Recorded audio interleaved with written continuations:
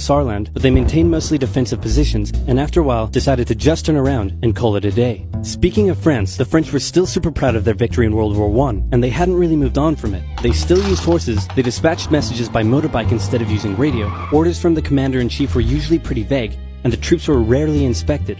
They built a line of defenses along their German border, but didn't bother extending it all the way to the Channel, and they wouldn't launch artillery strikes against Germany out of fear of being retaliated against.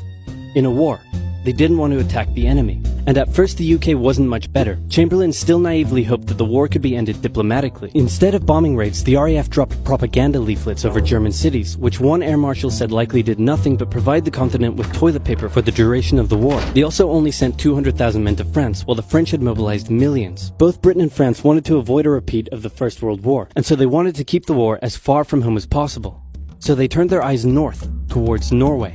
Neutral Sweden was exporting iron ore to Germany through neutral Norway, so the Allies asked them if they could please stop exporting iron ore to Germany, but this request was refused. Then, the Soviet Union attacked Finland, so the Allies said, how about we land troops in Norway and move them across Sweden to go help out your good pal Finland, and along the way maybe take control of all your amphibians. But Norway and Sweden still said no. So the UK mined the waters around Norway to force any transport ships into international waters, and they also attacked a German tanker they found in the area. Hitler realized what the Allies were up to, and he quickly moved to secure his supply of iron ore. He launched an invasion through Denmark into Norway. The Allies rushed to land troops at key ports along the coast, but Germany had taken control of Norway's airfield, and their air superiority decided the fight.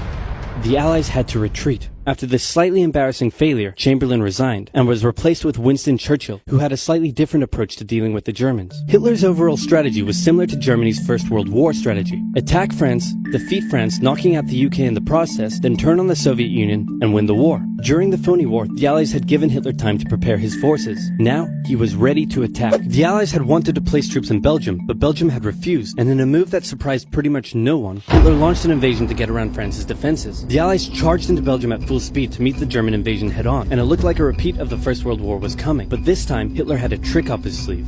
Blitzkrieg. As the Germans advanced, they sent thousands of refugees westward, slowing down the Allies. Then, to the south, the French had left the Ardennes, an area full of hills and forests, pretty underdefended because they thought it was naturally impenetrable. Well, the Germans were about to penetrate it with everything they had. They smashed 50 Wehrmacht divisions through and encircled the Allied armies at lightning speed. The best of the Allied forces were now trapped. The Germans squeezed in from all sides, taking out France's best armies and nearly wiping out the British too, but they managed to make a desperate last-minute escape at Dunkirk, with British civilian ships even making the perilous journey to bring their young men home. With most of the French forces depleted, the Germans breezed through, taking Paris, and France fell. What the Germans couldn't do in World War I, Hitler had done just like that. Hitler hoped that with the fall of France, the UK would also lose hope and sue for peace, but quite annoyingly, it didn't, and he needed to